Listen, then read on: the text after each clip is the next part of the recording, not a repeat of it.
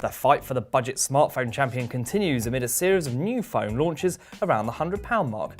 One of the latest entries is Microsoft's Lumia 535, a phone which offers Microsoft's name in place of the now defunct Nokia brand. First impressions aren't bad, but the 535 has a plastic case that has a reasonably low-end feel. The smooth plastic doesn't feel bad, but the more premium plastics used on Microsoft's high-end phones are a lot classier. We also noticed that if you squeeze the sides, it makes the case creak and move in a way that we didn't much care for. We like the bright colour options though, which can make the phone eye-catching and cool to look at. Another disappointment is the overall power of the phone. Running on a Qualcomm 200 chipset and with only a 1.2 GHz processor, this is hardly a powerhouse. Windows Phone is certainly an efficient OS, but the lack of power here can be a problem from time to time, with menus and apps feeling a little bit sluggish. It's not a lot worse than a budget Android phone, but it is still a bit frustrating. There's also no 4G on this phone, but you can get a dual SIM version should you desire. That said, 3G offers plenty of speed, and for budget users, this is a compromise worth making. Internal storage is quite limited too, at just 8GB.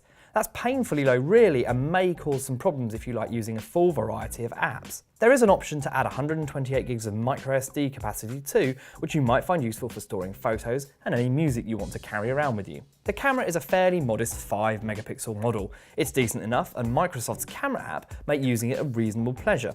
The quality is only average though. What we do like is the fact that the front-facing camera is also a 5-megapixel model to let you selfie until the cows come home, as is the current trend. Video is also only 540p, which is annoying as the sensor could easily produce 1080p. It's probably the old chipset that's causing the problem here.